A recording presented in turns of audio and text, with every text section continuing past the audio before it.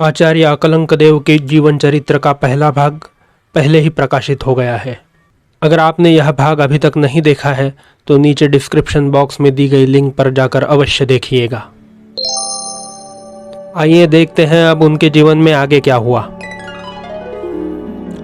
उस समय रत्नसंचयपुर के राजा हिमशीतल थे। उनकी रानी का नाम मदन सुंदरी था। वह जिन भगवान की बड़ी भक्त थी। उसने स्वर्ग और मोक्ष के सुख देने वाले पवित्र जिन धर्म की प्रभावना के लिए अपने बनवाए हुए जिन मंदिरों में फाल्गुन शुक्ल अष्टमी के दिन से रथ यात्रोत्सव का आरंभ करवाया था।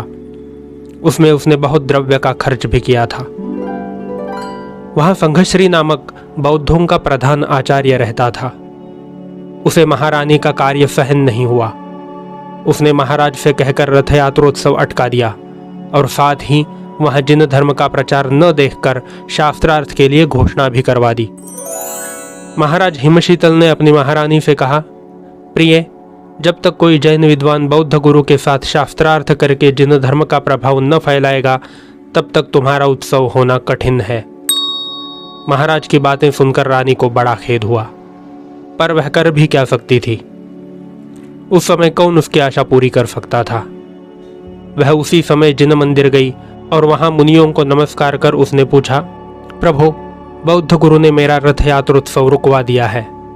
वह कहता है कि पहले मुझे शास्त्रार्थ करके विजय प्राप्त कर लो, फिर रथोत्सव करना। बिना ऐसा किए उत्सव नहीं हो सकता, इसलिए मैं आपके पास आई हूं। बतलाइए, जैन दर्शन का अच्छा विद्वान कौन है जो बौद्ध गुरु को जीतकर मेरी इच्छा पूरी कर सकेगा। यह सुनकर मुनि बोले, इधर आसपास तो ऐसा कोई विद्वान नहीं दिखता जो बौद्ध गुरु का सामना कर सके, लेकिन हाँ, मान्यखेट नगर में ऐसे विद्वान अवश्य हैं। उनको बुलवाने का प्रयत्न अगर आप करें तो सफलता प्राप्त हो सकती है। रानी ने कहा, ठीक है, मैं अवश्य प्रयत्न करूंगी। फिर उसने दृढ़ प्रतिज्ञा की कि अब संघश्री का मिथ्याभिमान चूर्ण होकर मेरा रथोत्सव बड़े ठाट बाट के साथ निकलेगा और जिन धर्म की खूब प्रभावना होगी तभी मैं भोजन करूंगी, नहीं तो ऐसे ही निराकार रहकर मर मिटूंगी, पर अपने आंखों से पवित्र जैन धर्म की दुर्दशा कभी नहीं देखूंगी। ऐसा हृदय में निश्चय कर मदन सुंदरी जिन भगवान के सन्मुख कायोत्सर्ग धारण कर पंच नमस्कार मंत्र की आराधना करने लगी। महारानी के निश्चय ध्यान के प्रभाव से देवी पद्मावती का आसन कंपित हुआ। वह आधी रात के समय आई और महारानी से बोली कि देवी, जब तक तुम्हारे हृदय में जिन भगवान के चरण कमल शोभित है तब तक तुम्हें चिंता करने की कोई आवश्यकता नहीं। उनके प्रसाद से तुम्हारा मनोरथ जरूर पूर्ण होगा। सुनो, कल प्रातः काल ही आचार्य अकलंक देव यहाँ आएंगे। वे जिन धर्म के बड़े विद्वान हैं।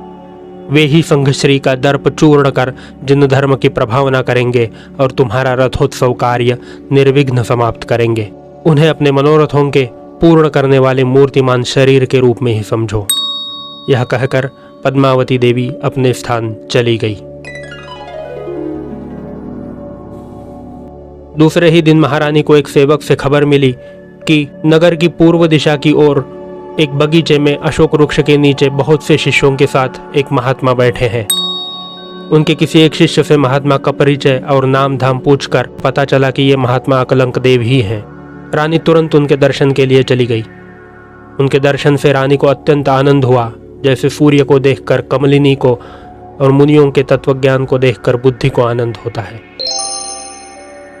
वहां पहुंचकर रानी ने अकलंक देव की यथावत पूजा की और सारी बात उनसे कह दी। आचार्य अकलंक देव ने भी जिन शासन पर आई हुई आपत्ति जानकर शास्त्रार्थ करने की तैयारी दिखाई। आचार्य अकलंक देव के आने के समाचार महाराज हिमशीतल तक पहुंच गए। उन्होंने उसी समय बड़े आदर और सम्मान के साथ उन्हें राजसभा में बुलाया और संघश्री के साथ उनका शास्त्रार्थ करवाया। संघश्री उनके साथ शास्त्रार्थ करने को तैयार हो गया, पर जब उसने अकलंक देव के प्रश्नोत्तर करने का पांडित्य देखा और उनसे अपनी शक्ति की तुलना की, तब उसे ज्ञात हुआ कि अकलंक देव के साथ शास्त्रार्थ करने में मैं अशक्त हूं। पर राजसभा में ऐसा कहना भी उसने उचित न समझा, क्योंकि उससे उसका अपमान होता। तब उसने एक नई युक्ति सोचकर राजा से कहा कि महाराज, यह धार्मिक विषय है, इसका निकाल होना कठिन है। इसलिए मेरी इच्छा है कि यह शास्त्रार्थ सिलसिलेवार तब तक चलना चाहिए जब तक कि एक पक्ष पूर्णतः निरुत्तर न हो जाए। राजा ने अकलंक देव की अनुमति लेकर संघश्री के कथन को मान लिया। उस दिन का शास्त्रार्थ बंद हुआ और राज्यसभा समाप्त हो गई।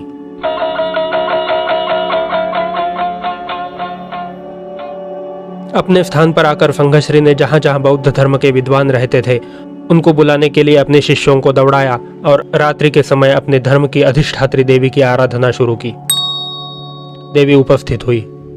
संघश्री ने उसे कहा, देखती हो धर्म पर बड़ा संकट उपस्थित हुआ है, उसे दूर कर धर्म की रक्षा करनी होगी। अकलंक बड़ा ही विद्वान पंडित है, उसके साथ शास्त्रार्थ कर विजय प्राप्त करना असंभव है, इसलिए मैंने तुम्हें कष्ट दिया है। यह शास्त्रार्थ मेरे द्वारा तुम्हें करना होगा और अकलंक को पराजित कर बुद्ध धर्म की महिमा प्रकट करनी होगी। बोलो क्या कहती हो? उत्तर में देवी ने कहा, हाँ मैं शास्त्रार्थ करूंगी सही, पर खुली सभा में नहीं, किंतु पर्दे के भीतर घड़े में रहकर।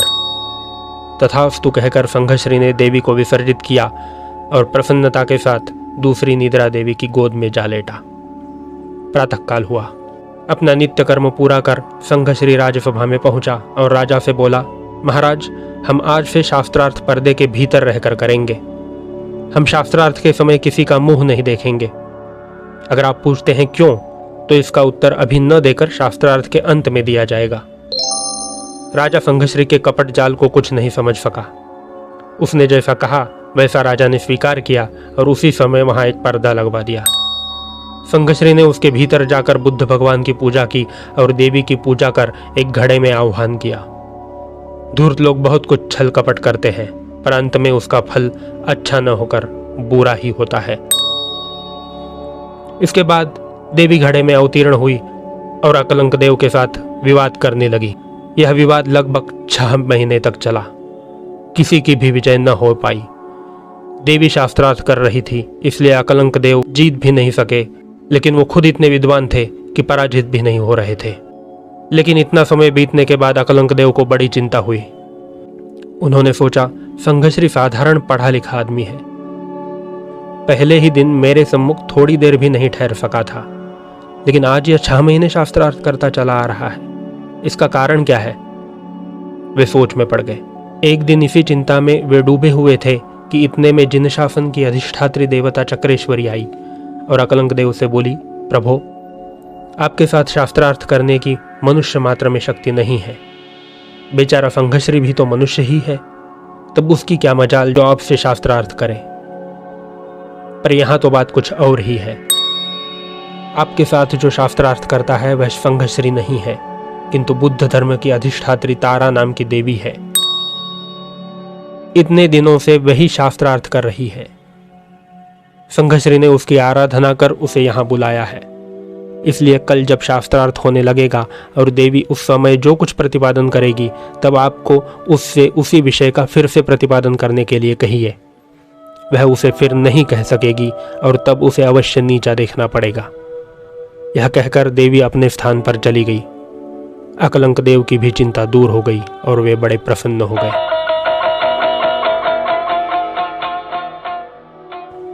प्रातःकाल हुआ। अकलंक देव अपने नित्य कर्म पूर्ण कर जिन मंदिर गए। बड़े भक्तिभाव से उन्होंने भगवान की स्तुति की। इसके बाद वे वहां से सीधे राजसभा में आए।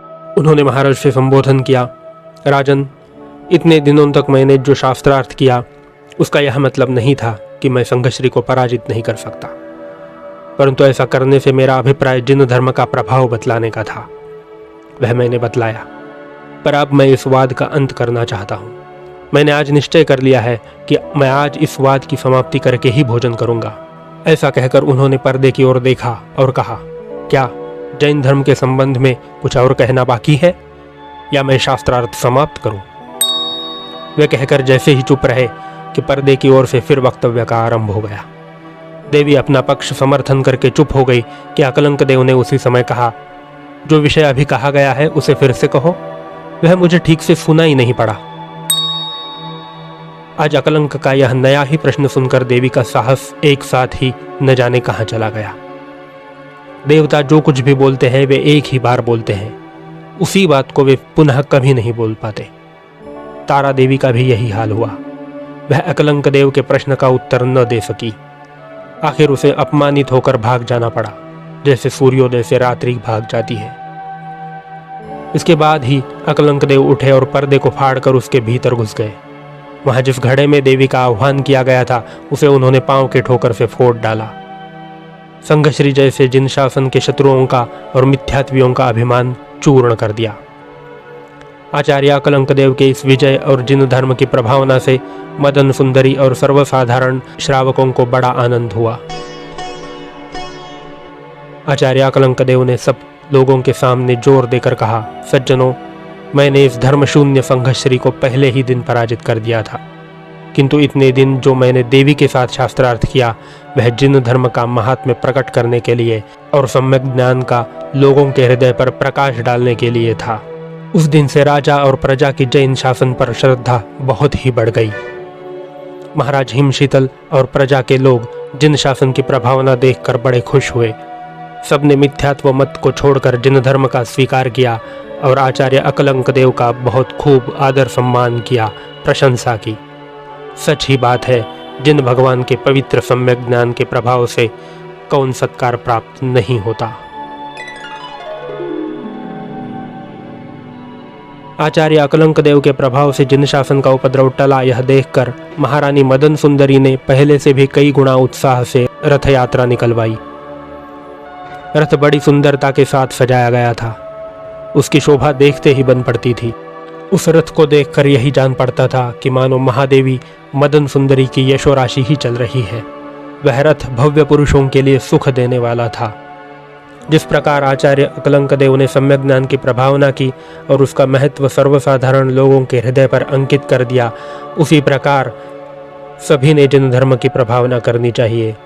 जैन धर्म के प्रति उनका जो कर्तव्य है उसे पूरा करना चाहिए।